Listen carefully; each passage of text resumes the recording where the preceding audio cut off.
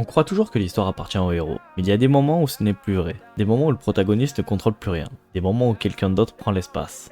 Ce n'est pas forcément un combat, parfois c'est une révélation, parfois c'est un choix, parfois c'est un simple regard. Un bon antagoniste ne bloque pas juste le héros, il redéfinit le récit. Alors aujourd'hui, on va vraiment prendre le temps, pas pour dire qui est le meilleur, mais pour comprendre ce qui fait qu'un antagoniste devient inoubliable.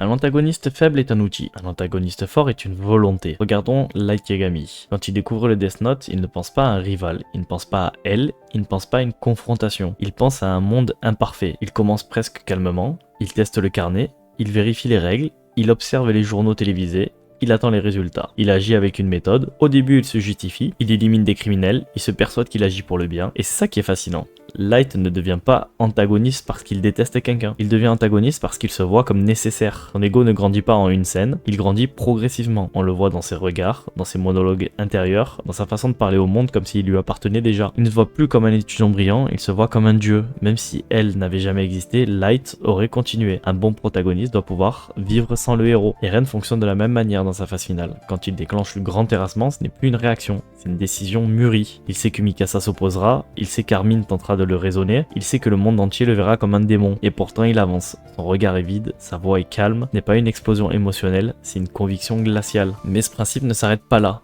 Zelef est un autre exemple. Il ne devient pas antagoniste parce qu'un héros se dresse contre lui, il devient antagoniste parce qu'il est maudit. Il cherche à ramener son frère à la vie, il est puni par une malédiction qui tue ceux qu'il aime. Plus il tente d'aimer, plus il détruit. Il crée des démons non pas pour conquérir le monde, mais pour provoquer sa propre fin. Même si Nasu n'existait pas, Zelef resterait un être brisé par son propre pouvoir. Johan Liebert va encore plus loin. Il ne cherche pas à battre un héros, il cherche à prouver une idée, que l'identité humaine peut être effacée. Il murmure dans l'oreille des gens, il comprend leur traumatisme, il les pousse à se détruire. Il n'agit pas contre Tenma, il agit selon sa propre vision du vide. Même Dio Brando existe pour lui-même. Depuis son enfance, il refuse d'être inférieur. Il n'a pas besoin de Jonathan pour vouloir dominer. Jonathan est un obstacle, mais l'ambition de Dio existe avant. Un bon antagoniste n'est pas une réaction, c'est une trajectoire.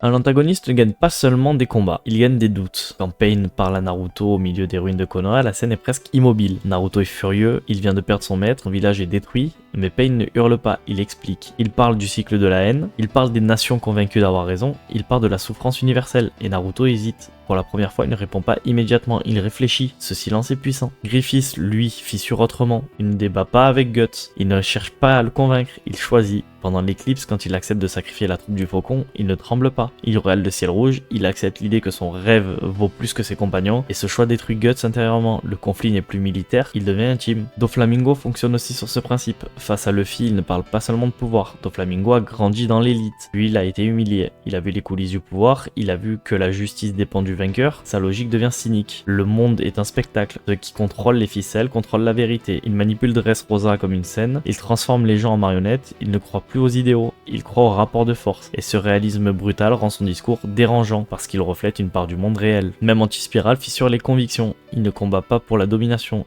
Il limite l'évolution pour éviter l'extinction universelle. Il confronte Simon à une question immense, la liberté vaut-elle le risque d'autodestruction? Ce n'est plus un combat, c'est un débat cosmique. Un bon antagoniste doit forcer le héros à regarder au-delà de ses certitudes. L'émotion est le test ultime. Quand Envy tue Maes Hughes, la scène est presque intime. Il est confiant, puis Envy prend le visage de sa femme. Il tire. Ce détail, le visage, rend la scène insupportable. Ce n'est pas seulement une mort, c'est une trahison affective. Et plus tard, quand Mustang brûle Envy sans relâche, on ressent pas seulement de la satisfaction, on ressent une tension. Jusqu'où la vengeance est-elle acceptable? Maito fonctionne différemment. Il détruit Junpei sous les yeux d'Itadori. Pas de sauvetage, pas de discours héroïque, juste l'impuissance. Et c'est cette impuissance qui marque. Freezer lui provoque la rage pure. Il détruit la planète Vegeta, il torture Vegeta, il tue Krillin avec un sourire, il ne cherche pas à convaincre, il écrase. Et c'est cette oppression froide qui déclenche l'explosion du Super Saiyan. SDS provoque un mélange étrange. Elle aime la guerre, elle aime la domination, mais elle tombe amoureuse. Son amour est sincère, mais violent. Elle ne change pas, elle reste fidèle à sa vision brutale du monde, et dans cette cohérence glaciale, il y a quelque chose de dérangeant. Et puis il y a Meruem. Au début, il est terrifiant, il parle des humains comme du bétail, puis il rencontre Komugi. Il apprend à perdre, il apprend à écouter, il apprend à respecter. Et à la fin, quand il meurt dans l'obscurité en demandant simplement si elle est toujours là, on oublie le roi. On voit un être humain, un bon antagoniste doit laisser une empreinte émotionnelle durable. Un antagoniste incohérent est vite oublié. On peut tolérer la cruauté, on peut tolérer l'extrême, mais on ne tolère pas l'absurde. Un bon antagoniste ne doit pas agir au hasard. Il doit croire sincèrement que ce qu'il fait est nécessaire. Et c'est là que les plus grands deviennent dangereux. Madara n'est pas un homme qui aime la guerre, c'est un homme fatigué de la guerre. Il a grandi dans un monde où les enfants mouraient avant de devenir adultes, il a vu ses frères tomber, il a vu les clans se trahir, il a vu la paix promise puis brisée. Son rêve initial n'était pas la domination, c'était la stabilité. Mais après des décennies d'échecs, sa conclusion devient radicale. Si les humains ne peuvent pas arrêter de se faire la guerre, alors il faut supprimer la réalité elle-même. Le Tsukuyomi infini n'est pas un caprice, c'est une anesthésie globale. Un monde où chacun vit dans un rêve parfait. Plus de souffrance, plus de conflits, plus de pertes. Il ne détruit pas le monde par haine, il le remplace. Et c'est ce qui rend sa logique puissante, c'est qu'elle naît d'un désespoir compréhensible. Il ne croit plus en la liberté humaine, il croit en la paix artificielle. Et même si on rejette son plan, on comprend comment il est arrivé. Makishima n'est pas un anarchiste aveugle. Il vit dans un monde où le système civil mesure le potentiel criminel avant même qu'un crime soit commis. Une société parfaite, stable, prévisible, contrôlée. Mais Makishima voit le danger. Il voit que la liberté a disparu, que les individus ne choisissent plus vraiment, qu'ils sont classifiés, évalués. Il ne tue pas pour le plaisir, il tue pour révéler une faille. Il met la société face à ses contradictions. Sa logique est froide. Une humanité sans son libre arbitre n'est plus une humanité. Il accepte le chaos parce qu'il préfère une société imparfaite mais libre à une société stable mais programmée. Et ça rend le débat inconfortable parce qu'il ne parle pas comme un monstre, il parle comme un philosophe. Aizen ne cherche pas simplement à dominer, il cherche à dépasser. Dans son monde, il existe un ordre cosmique figé, le roi des âmes, une entité passive qui maintient l'équilibre. Pour Aizen, cette structure est une insulte. Pourquoi accepter une hiérarchie imposée? Pourquoi accepter qu'un être supérieur décide du fonctionnement du monde? Il voit la Soul Society comme stagnante, conservatrice, limitée. Son ambition n'est pas juste le pouvoir, c'est la transcendance. Il veut s'élever au-dessus des règles, devenir celui qui redéfinit la structure. Et c'est ça qui le rend fascinant. Il ne détruit pas par colère, il détruit par conviction intellectuelle. Même enfermé, il ne se voit pas comme vaincu, il se voit comme incompris. Ao ne voit pas l'humanité comme un groupe à sauver. Il la voit comme un échec, il possède une puissance immense, il a vécu plusieurs vies, il considère que les humains sont faibles, violents, corrompus. Sa logique est élitiste. Le monde doit être purifié. Il ne pense pas en termes de compromis, il pense en termes d'élimination. Ce qui rend sa logique dangereuse, c'est qu'elle repose sur une certitude absolue. Il est convaincu d'être au-dessus. Et cette conviction rend toute discussion inutile.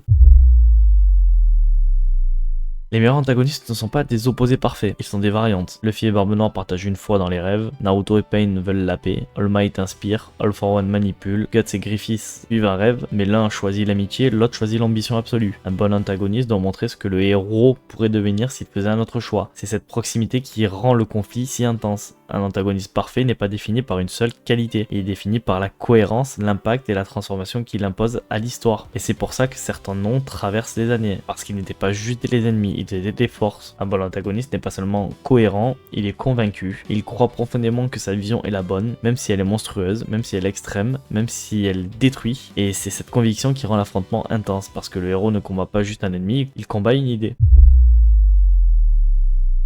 Au fond, un antagoniste n'est pas là pour perdre, il est là pour tester la solidité du monde, il est là pour poser une question que le héros ne veut pas entendre, il est là pour forcer une réponse. Un bon antagoniste ne détruit pas seulement des villes, il détruit des certitudes, il fissure des idéaux, il met le héros face à lui-même. Quand Light décide qu'il est Dieu, il ne combat pas elle, il combat la morale. Quand Madara choisit l'illusion, il ne combat pas Naruto, il combat la nature humaine. Quand Pain parle au milieu des ruines, il ne cherche pas à gagner, il cherche à prouver que le monde est incohérent. Quand Griffiths lève les yeux vers le ciel rouge, il ne détruit pas seulement ses compagnons, il détruit l'idée que le rêve peut être pur. Quand Eren avance au milieu des titans colossaux, ce n'est plus une guerre, c'est une décision. Et c'est ça la vérité. Un bon antagoniste n'est pas celui qu'on déteste, ce n'est pas celui qu'on admire, ce n'est même pas celui qui gagne, c'est celui qui nous oblige à réfléchir après la fin, celui qui nous met mal à l'aise, celui qui nous fait dire et si. Et peut-être que le vrai rôle d'un antagoniste, ce n'est pas d'être l'ennemi du héros, c'est d'être le reflet de ce que le monde devient quand une conviction va trop loin. Un héros nous inspire, un antagoniste nous confronte. Et sans cette confrontation, il n'y a pas de croissance. Sans croissance, il n'y a pas d'histoire. Alors la prochaine fois que vous regarderez un animé, ne demandez pas